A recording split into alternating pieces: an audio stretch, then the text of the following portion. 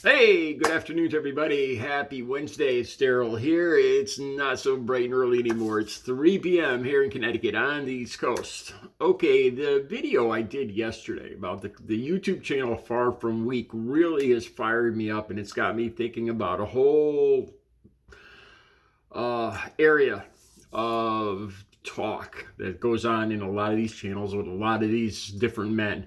I'm talking about Alex Jones. I'm talking about Far From Weak, Nick Fuentes, Andrew Tate, and even Wes Watson. I've actually found, like I am a fan of Wes Watson. I think he's got great advice. I can relate to him because of his past, because of my past, how I am obsessive compulsive about exercise. But even him, yeah, just his latest video, I happen to notice he talks about men and how men nowadays aren't manly. A lot of these other guys talk about how, like Nick Fuentes and Alex Jones and even Andrew Tate talk about how they're so worried and concerned and about how men are being taken advantage of or being subjugated by women, that men aren't manly anymore. And I want to talk a little bit about that.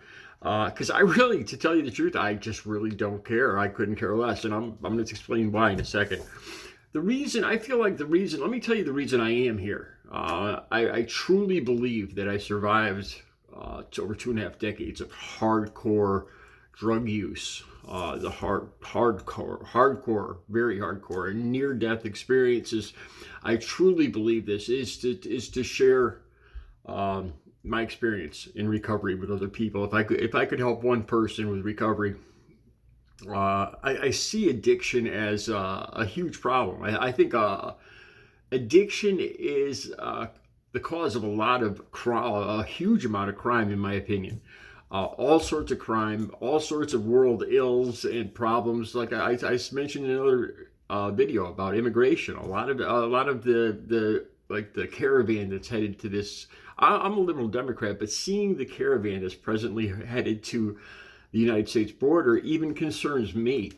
I think it's up to like 375,000 people, or it's supposed to be 750,000 people, 750,000 people, and that even concerns me. And I believe that it doesn't have to do with Joe Biden. I think they'll come regardless if it's Joe Biden or Donald Trump or whoever. It has to do with addiction. It has to do with all the money that's coming from the addicts' pockets here in the United States, and it's being funneled down to Central America and South America, and causing bloodshed and violence in those countries. And addiction is the cause of misery in a lot of this country and the world's woes and pain and chaos. And so I feel strongly about sharing everything I went through in addiction and trying to at least help even just one person. If all these videos, if I could even just help, if I could know that I helped at least one person, that would mean the world to me.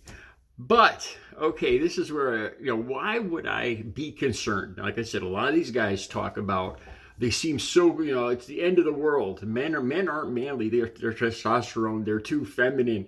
The whole LGBTQ thing. This isn't me. This isn't me at all. Personally, what other people do, like in this area, I just don't care. I really don't. It's their business. This is the United States. It's a free country, and if other people, whoever they want to love, is their business. If they want to dress in men's clothes, women's clothes, or no clothes, it's of no concern to me. Now, here's the thing. Why would I be concerned if this is happening? If other men aren't being manly, if they're not living up to their potential, their testosterone potential? To me, other men are my competition. We're not talking about addiction now. Now we're talking about men and women interaction. Supposed manliness. What they wear, how they talk, the cigars they smoke, the cars they drive, their attitudes. Why would I care? If I was a race car driver, why would I give other race car drivers advice. Why would I say your car is too slow? This is what you have to do to fix the engine. Then you could make your engine better and you could beat me. Why would I do that? You know, it's the same thing with other men. Why would I tell other men? Why would I be concerned that they're being more manly? And first of all, I think it's a bunch of crap. I really do.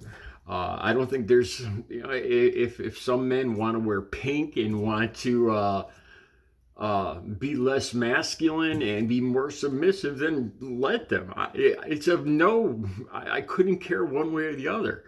And I certainly wouldn't make it my job to try to change it, because those men are my competition. Like with the LGBTQ community, like I've said this before, I really feel like I get along, I feel more comfortable talking to a gay man. Like I remember going on vacation with my girlfriend to Cape Cod, and I'd get up early to work out, and there was a friend, there was about 7 people renting the house, and one of them was a gay guy, and he was up early every morning too, and I'd sit out there and talk with him every morning before I worked out, and I got along great with this guy. I feel like there's less competition. It feels like there's less stress when I interact with a woman or a gay guy as opposed to another man. It feels like a built-in competition factor. A competition to be, subliminally to be the most man, to be the alpha male. And I really do feel more comfortable with women.